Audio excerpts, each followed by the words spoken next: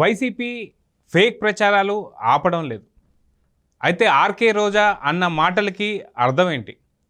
అందరూ జల్సాలు చేస్తున్నారు అన్న మాటల్లో ఎంతవరకు నిజం ఉంది? పవన్ కళ్యాణ్ కావచ్చు, లోకేష్ కావచ్చు, నారాయణ గారు కావచ్చు, లేదా చంద్రబాబు నాయుడు గారు కావచ్చు, వీరంతా కూడా ఎంజాయ్ చేస్తున్నారు అంటున్నటువంటి మాటలపై మనతో పాటు సీనియర్ జర్నలిస్ట్ కనకదుర్గ వడ్లమణి గారు ఉన్నారు. వారిని అడిగి తెలుసుకుందాం.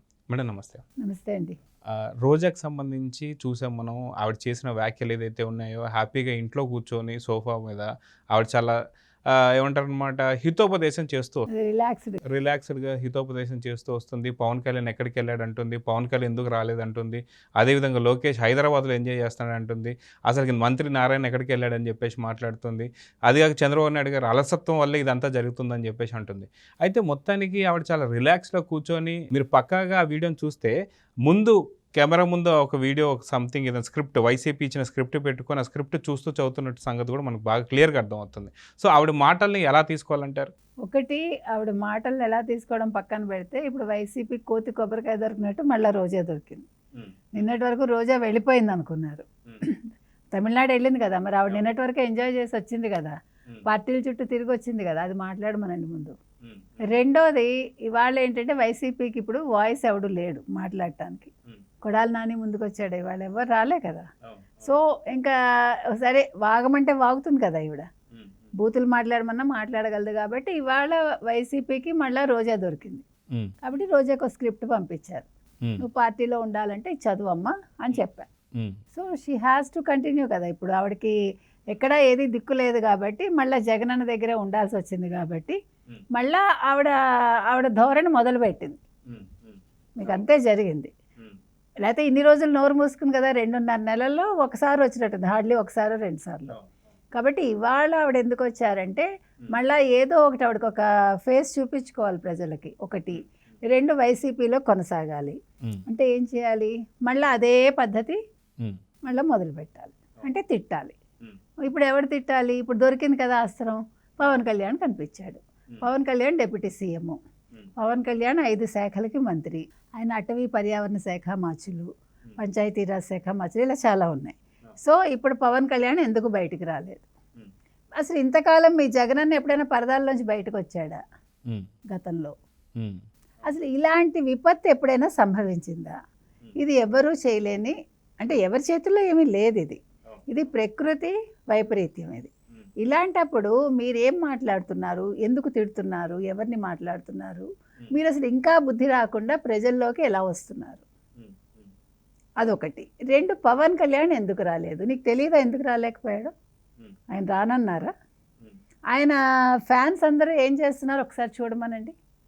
అంటే కళ్ళు కనిపించట్లేదా వీళ్ళకి, చెవులు వినిపించట్లేదా? ఎందుకంటున్నామంటే పవన్ కళ్యాణ్ ఫ్యాన్స్ అందరూ కూడా వాళ్ళ పరిధిలో, వాళ్ళు ఉండే ప్లేసుల్లో వాళ్ళు చేయగలిగినంత సహాయం చేస్తున్నారు. అది తెలియకపోతే వీడియోలు తెప్పించుకొని చూడమనండి. ఒకటి. రెండోది, పవన్ కళ్యాణ్ రాకపోవటానికి 2-3 రీజన్స్ ఉన్నాయి.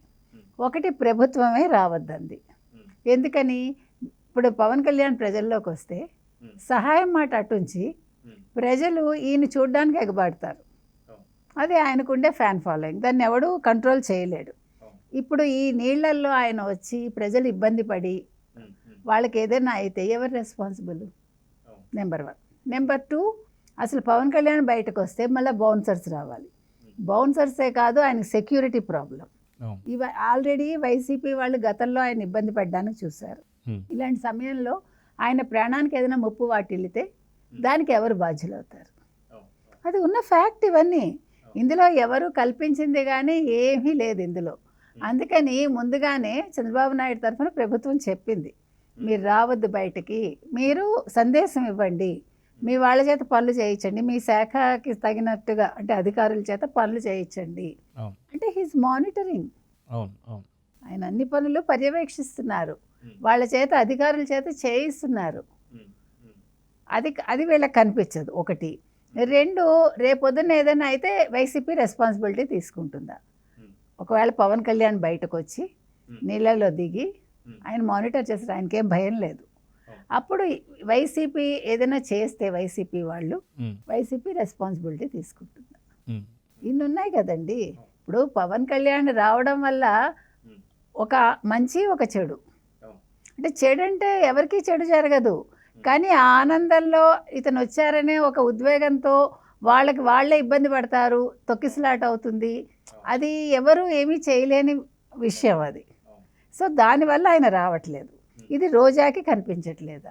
అయితే అక్కడ విజయవాడకి సంబంధించినటువంటి ప్రజలు కావచ్చు, లేదంటే మనకు ఆంధ్రాలో ఉన్నటువంటి ప్రజలందరూ కూడా ఒకానొక టైంలో ఏపీ అసెంబ్లీ గేటు కూడా తాకనివ్వను అంటూనే మాట్లాడినటువంటి రోజా ఇప్పుడు డిప్యూటీ సీఎం స్థాయికి వెళ్ళిపోయాడు పవన్ కళ్యాణ్. అయితే ఇప్పుడు ఫస్ట్ దాని గురించి మాట్లాడి దాని తర్వాత దీని గురించి మాట్లాడని చెప్పేసి అంటున్నారు. ఒకటైతే, రెండోది ఈ 4 రోజులు నువ్వు ఎక్కడికి వెళ్ళావు, ఏం చేశావు, నీకు 4 రోజుల తర్వాత నీకు విజయవాడ వరదలు గుర్తొచ్చాయా, ఎక్కడ పల్లె అంటే ఏదన్నా పల్లె నిద్ర చేస్తున్నావా అనే మాటలు కూడా వస్తున్నాయి. అయితే ఎక్కడ నిద్ర చేస్తుంది అంటే ఏం చెప్తారు? ఏమో చాలా మంది ఆవిడ పబ్లో ఉంది, లేకపోతే క్లబ్లో ఉంది, లేకపోతే మరి ఎక్కడ మొన్న ఈ ఉంది, మధ్య ఇటలీ అవి ఇవి అన్ని ఇటలీ తిరిగి అన్ని వచ్చింది. తిరిగి వచ్చింది. She enjoyed her life. అంటే రిలాక్స్ అవుతుంది ఆవిడ, ఎందుకంటే బోల్ డబ్బులు ఉన్నాయి ఇప్పుడు, పదవి లేకపోయినా కూడా ఆవిడకి మనీ పవర్ ఉందని. So she enjoying. ఇప్పుడు సడన్గా వచ్చింది ఆవిడ, ఎందుకు వచ్చిందో కూడా ఎవరికి అర్థం కావట్లేదు. తిరుమల వెళ్ళింది, మళ్ళీ సేమ్ అదే యాటిట్యూడ్ చూపించింది. ఏమీ మార్పు లేదు, మాటలో మార్పు లేదు, మనిషి యాటిట్యూడ్లో మార్పు లేదు. మళ్ళీ 4 రోజుల తర్వాత ఆవిడ నిద్ర లేచారు. నిద్ర లేచి ఇవాళ ఒక స్క్రిప్ట్ చదివారు. కాబట్టి రోజా మాటలను ఎవడు సీరియస్గా తీసుకోనక్కర్లా. అయితే చాలా మంది మీరు ఇందాక అన్నట్టు పబ్బుల్లో క్లబ్బుల్లో తిరిగిందేమో మొత్తం దిగిన తర్వాత ఇది గుర్తొచ్చిందా అని అదేలేండి, ఆ చెప్పి మాట నేను అంటాం ఎందుకు, బాగోదని అంటలేదు. అంటే పెద్ద విషయం కాదు, కానీ అంత అవసరం లేదు మనకని. అది అందరికీ అర్థమయ్యే ఉంటుంది ఆ విషయం. మాట్లాడాల్సిన వాళ్ళు చాలామంది సోషల్ మీడియాలో ఆల్రెడీ మాట్లాడారు ఈ విషయం మీద. కాబట్టి ఇవాళ పవన్ కళ్యాణ్ గురించి ఫస్ట్ మీరు అన్నట్టుగా అసెంబ్లీ గేటు తాకనివ్వను అన్న పెద్ద మనిషి ఇవాళ డిప్యూటీ సీఎం ఏం చేస్తున్నారని అడిగే స్థాయికి వచ్చింది. దట్ ఈజ్ వాట్ అంటే అది పవన్ సక్సెస్. అవును. అయితే పవన్నే కాకుండా పక్కన మంత్రి లోకేష్ గారిని కావచ్చు, లేదా నారాయణ గారిని కావచ్చు, ప్రతి ఒక్కరిని విమర్శిస్తూ వస్తుంది. సో ఇలాంటి విమర్శలు చేసేంత అర్హత ఆర్కే రోజాకు ఉందా అంటే ఏం చెప్తారు? అసలు ఆ పదాలు ఆవిడకి వర్తిస్తాయండి? ఆవిడకి ఏదో నోరు ఉంది, ఇప్పుడు ఆవిడ ఏదో పార్టీలో కొనసాగాలి, ఆవిడ మనుగడ ఆవిడ చూసుకోవాలి అంటే జగనన్న ఇచ్చిన స్క్రిప్ట్ చదవాలి. కాబట్టి లోకేష్ని తిట్టకుండా ఆవిడ వదిలితే మనం ఆశ్చర్యపోవాలి. జగన్ చంద్రబాబు పేరు ఎత్తకుండా నిద్రపోలేడు, ఈవిడ లోకేష్ పేరు ఎత్తకుండా నిద్రపోలేడు. అంతే కదా, అది వాస్తవం. పవన్ కళ్యాణ్ అంతకంటే ఊరుకోదు ఆవిడ. ఎందుకంటే ఇప్పుడు కరెక్ట్గా ఆంధ్ర ప్రజలు రోజాకి ఎలా బుద్ధి చెప్పాలో అలా చెప్పారు. అయినా ఇంకా ఏదో చెప్తారు చూడండి, దెబ్బతిన్న పావులాగా బుసలు కొడుతూ ఉంటుంది. అయినా ఇంకా సిగ్గు రాలేదు, అది బుద్ధి రాలేదు. ఏమేం చేస్తాం మనం, కొన్ని జన్మలు అంతే. కాబట్టి ఇవాళ లోకేష్ గురించి ఆవిడ మాట్లాడే ముందు లోకేష్ హైదరాబాద్లో ఉన్నారా, లోకేష్ తాడేపల్లిలో ఉన్నారా, లోకేష్ మంగళగిరిలో ఉన్నారా చూసుకోమనండి. ఇప్పుడు వాళ్ళకి తెలియకపోతే వాళ్ళ రిపోర్టర్స్ ఉంటారు కదా, ఇదే పని మీద ఉంటారు కదా. ఇప్పుడు సాక్షి రిపోర్టర్స్కి వేరే ఏం పని ఉందండి? సాక్షి ఛానల్ కానీ పేపర్ కానీ చంద్రబాబు ఏం చేస్తున్నారు, లేదు లోకేష్ ఏం చేస్తున్నారు, పవన్ ఏం చేస్తున్నారు అనే దాని మీదే దృష్టి పెడతారు, దాని మీదే విజువల్స్ తీసుకుంటారు వాళ్ళు. కాబట్టి వాళ్ళ రిపోర్టర్స్ ఎవరున్నారు వాళ్ళని అడిగి వివరంగా తెలుసుకోమనండి. మనం ఏమి ఏబిఎన్ చెప్పట్లేదు, TV5 చెప్పట్లేదు, ఈటీవీ అవి చెప్పట్లా. వాళ్ళ సాక్షి రిపోర్టర్సే సాక్ష్యం వాళ్ళకి. ఒకటి ఇంకా నారాయణ మీద పడేడుస్తుంది, దానికి మనం ఏమీ చేయలేము. అంటే వీళ్ళు ఇంకా వీళ్ళ బతుకులింది. ఇప్పుడు నేను ఒకటే చెప్తానండి, వీళ్ళు నిజమైన ప్రతిపక్షం అయితే, అంటే యాక్చువల్గా ప్రతిపక్ష హోదా కావాలని అడిగాడు కదా జగన్మోహన్ రెడ్డి.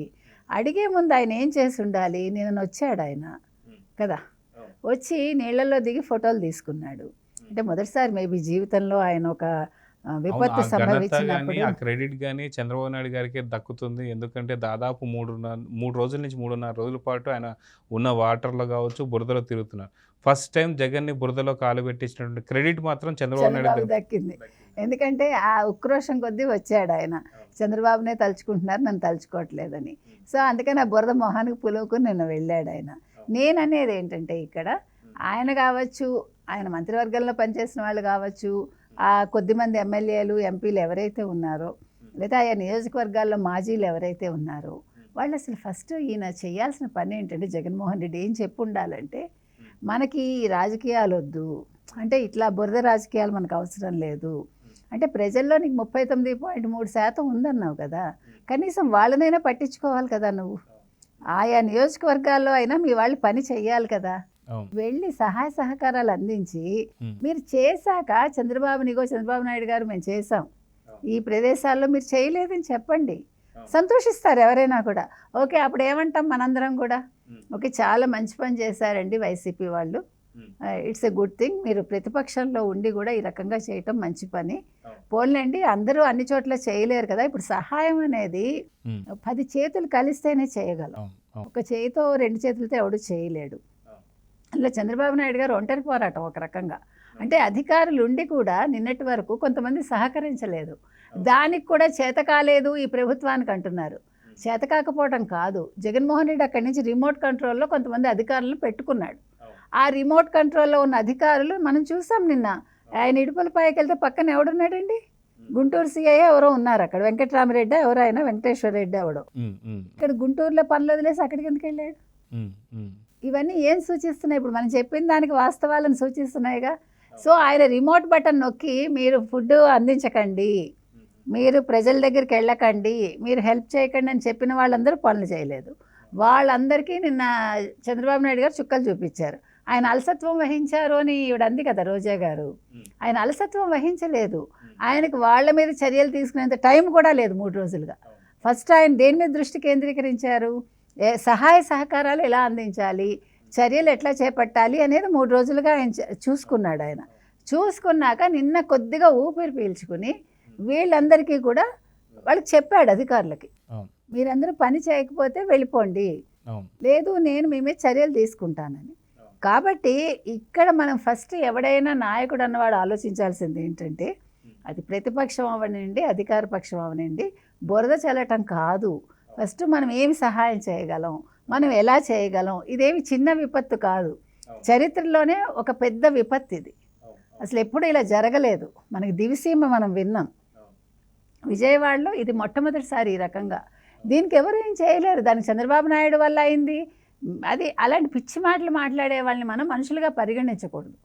ఎందుకంటే ఒక విపత్తు వచ్చినప్పుడు దాన్ని ఎదుర్కోవడం ఎలాగా అనేది ఎవరైనా కూడా ఒక తెలివైన నాయకుడు ఆలోచిస్తాడు. తెలివి తక్కువ వాళ్ళు అందులో కూడా శివరాజకీయాలు చేద్దాము, దాన్ని కూడా మనం ఏదో బావుకుందాం దానివల్ల అంటే నీకు చెడ్డ పేరు తప్ప మంచి పేరు రాదు. కాబట్టి ఇవాళ మనం ఒకటే చెప్తున్నామండి, ఎవరికి జగన్మోహన్ రెడ్డికి కానీ ఆయన అనుయాయులకు కానీ, మీరు రాజకీయం చేస్తే చేయండి, కానీ మీరు సహాయం చేశాక చెయ్యండి. ఇప్పుడు రోజా నేను వీడియో మాట్లాడే బదులు ఆవిడ 3 రోజులు నిద్రపోయింది కదా, నిద్ర లేచాక ఆవిడ ఎవరికైనా ఒక బిస్కెట్ ప్యాకెట్ ఇవ్వగా మనం చూసామా? నిన్న ₹1 కోటి ప్రకటించాడు జగన్మోహన్ రెడ్డి. అది ఏ రకంగా ఇవ్వాలో మేము ఆలోచిస్తాము అన్నాడు. అంటే అది ఫేకే కదా. నువ్వు ₹1 కోటి ఇవ్వడానికి ఆలోచన ఏంటి? ఇప్పుడు ఇవాళ చిరంజీవి ₹1 కోటి ఇచ్చారు, ప్రభాస్ 5 కోట్లు ఇచ్చారు, జూనియర్ ఎన్టీఆర్ ఇచ్చారు, అల్లు అర్జున్ ఇచ్చారు. వాళ్ళు ఏం మీనమేషాలు లెక్క పెట్టుకోలేదు కదా. ₹1 కోటి ఇచ్చేసావు అంతే, అది ప్రభుత్వానికి ఇచ్చేయి, వాళ్ళు చూసుకుంటారు. అంతేగాని మేము ఏ రకంగా చేయాలో చూస్తామంటే, అంటే మీరు ఈ వెర్రివాగుడు వాగడానికి మీకు టైం ఉంది, ₹1 కోటి విరాళం ఇవ్వడానికి నీకు టైం లేదు. నువ్వు అసలు ₹1 కోటి ఇవ్వడం ఏంటి? మీరందరూ కలిపి ఇస్తే కనుక అయితే మొత్తం మీ మాజీ ఎంపీలు కావచ్చు, మాజీ ఎమ్మెల్యేలు, మీరు అందరూ కలిసి ఒక నెల జీతం ఇవ్వండి, ఎంత అవుతుందో చూడండి. అది అంతే కదా. సో చూద్దాం మేడం, ఖచ్చితంగా ఆర్కే రోజా మాట్లాడే మాటలు ఏదైతే ఉన్నాయో బురద రాజకీయాలు ఇప్పటికైనా సరే ఆపమని చెప్పి అయితే కోరుకుందాం. నమస్తే.